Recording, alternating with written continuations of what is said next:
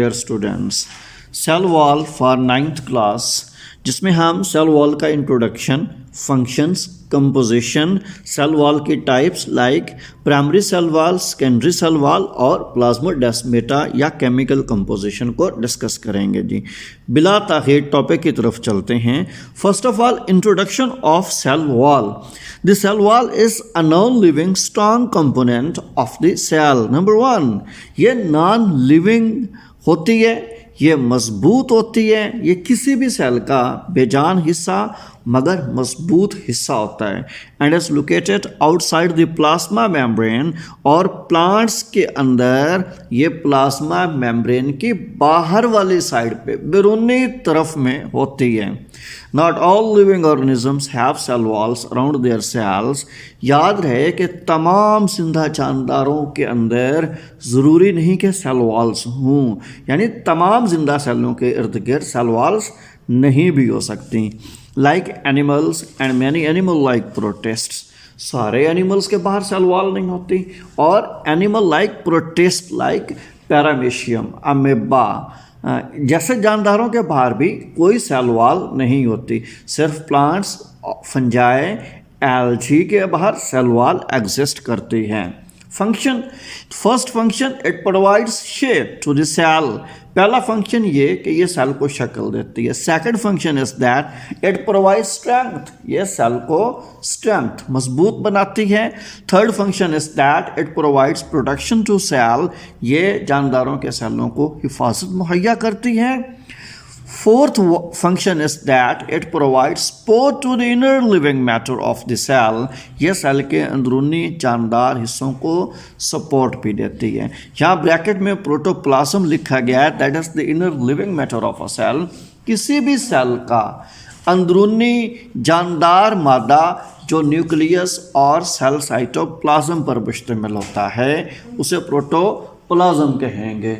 यानी कि न्यूक्लियस के अंदर भी पाए जाने वाले जानदार मादे और सेल के साइटोप्लाज्म के अंदर भी पाए जाने वाले जानदार मादों को हम मजमूई तौर पर प्रोटोप्लाज्म कहते हैं।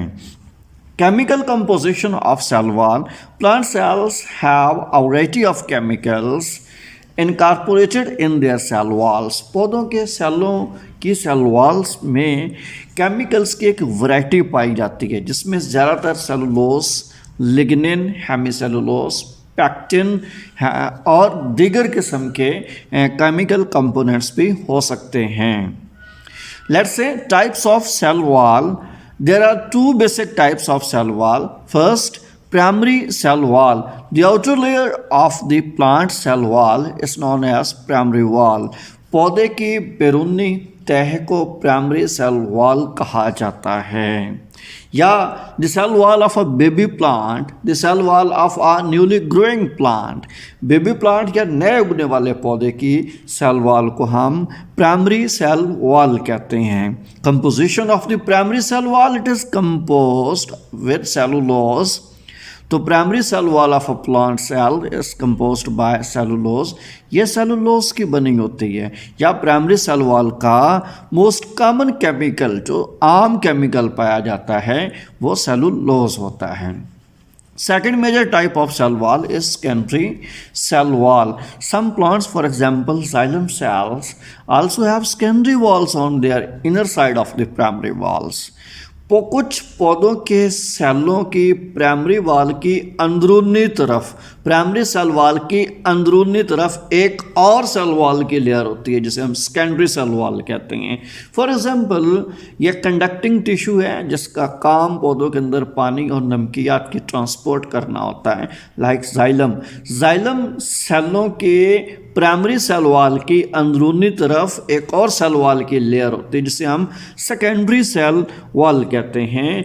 By its function, by its role, it is much thicker than primary cell wall. याद रहे कि secondary cell wall primary cell wall से ज़्यादा मोटी होती है and contains lignin and some other chemicals, और सेकेंडरी सेल वॉल में लिग्निन या दूसरे केमिकल होते हैं। यहाँ मेजर डिफरेंस लेते हैं कि प्राइमरी सेल वॉल में सेलुलोज होता है, लिग्निन नहीं होता। प्राइमरी सेल वॉल थिन होती है, थिक नहीं होती, but in comparison with primary cell wall, secondary cell wall is much thicker, ज़्यादा मोटी होती है प्राइमरी सेल वॉल की निस्बत, जबकि सेकेंडरी सेल वॉल में लिग्निन होता है, सेलुलोज जैसा केमिकल नहीं होता। Let's say another small topic or concept, that is plasmodesmata. There are pores in the cell walls of adjacent cells. जब पौधों के सेल एक दूसरे के साथ मिलते हैं, याद रहे adjacent cells, साथ मिले हुए, साथ रखे हुए सेल, जब पौधों के सेल एक दूसरे के साथ मिलते हैं तो उनके दरमियान सुराख बनते हैं।